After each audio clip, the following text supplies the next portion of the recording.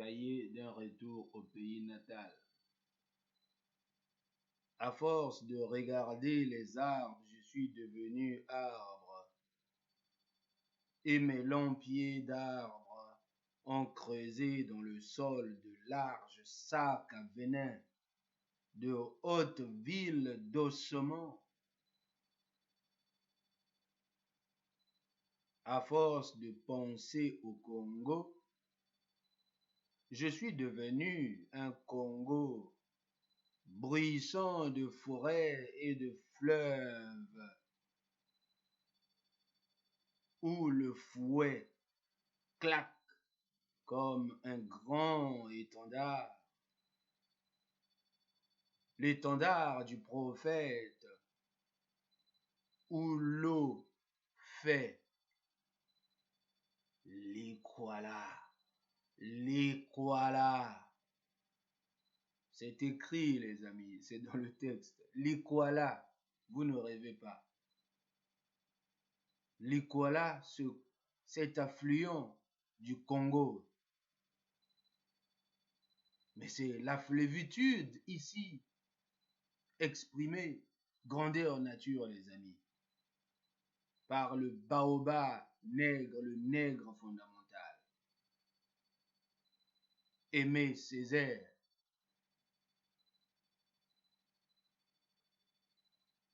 À Césaire, ce qui est à Césaire, comme je dis souvent. Je suis devenu un Congo bruissant de forêts et de fleuves, où le fouet claque comme un grand étendard, l'étendard du prophète, où l'eau fait l'Ikwala, l'Ikwala, où l'éclair de la colère lance sa hache verdâtre et force les sangliers de la putréfaction dans la belle oreille violente des narines, comme j'aime dire, et dans une expression congolaise, Ngubumbango, Nzokombango, ou bien encore Mutufuako. Mais voilà, c'est cela. Et puis après, il poursuit au bout du petit matin. Ah, vous voyez, il y a le message et l'art vous fait porter ce message. Comme des cruches, vous portent l'eau pour vous rafraîchir. Au bout du petit matin, le soleil qui tout saute et crache ses poumons. La colère face à tout ce que nous voyons, face à toutes ces bassesses, ces tricheries, ces vols d'élections, ces tricheries électorales partout en Afrique, les dictatures. Comment ne pas être en colère? Les soumissions aveugles, les lèse-majestés, ces manques de courage partout. Eh bien oui, c'est cette colère-là où l'éclair de la colère lance sa hache verdâtre et force les sangliers de la putréfaction dans la belle oreille violente des narines. Le message, les amis, le message. Ngubumbango, Nzokombango, Mutufuako. C'est question de vie ou de mort, les amis. Et ça, c'est le message césarien.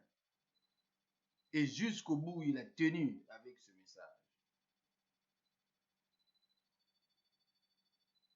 Et je continue la lecture avec Césaire et nous allons lire Cadastre. Pourquoi Cadastre? Mais parce qu'il trace la route. Il creuse.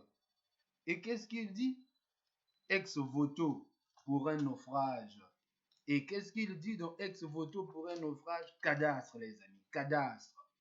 Le roi est un grand roi. Quelle ironie. Que sa majesté daigne regarder dans mon anus pour voir s'il contient des diamants. Et bien voilà. Quel zèle, quel excès de zèle, quel acharnement sur les autres. Quel acharnement sur les autres êtres humains. Nos égaux. Et peut-être même, je ne sais pas si ceux qui s'acharnent sur eux sont vraiment comme eux. S'ils ne se comportent pas en animal, simplement bête de somme et toujours à la commande, toujours sous commandé à la baguette occidentale ou néocolonialiste. Ex voto pour un naufrage. Le roi est un grand roi, que sa majesté daigne regarder dans mon anus pour voir s'il contient des diamants. Puisqu'on croit que on est dangereux même avec les mots. Parce qu'on est riche de mots, on devient dangereux. Et on nous soupçonne de tout, d'avoir beaucoup de sous, d'avoir pris ceci ou cela à tel ou tel, d'avoir reçu 400 millions. C'est incroyable. Que sa majesté daigne regarder dans mon anus pour voir s'il contient des diamants. Et oui, c'est Césaire qui écrit mon anus pour voir s'il contient des diamants. Que sa majesté daigne explorer ma bouche aussi.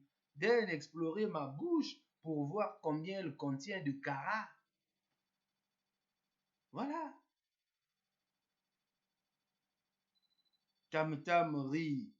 Tam Tam rit. Vous voyez comment il rigolait. Je vous disais qu'il rit. Le roi est un grand roi. Tam Tam rit. Vous voyez. En fait, même les mabanguistes, ces musiciens de l'échelle, de bas étage, qui n'arrêtent pas de lancer, faire de mabanga. En fait, en réalité, ils se moquent éperdument.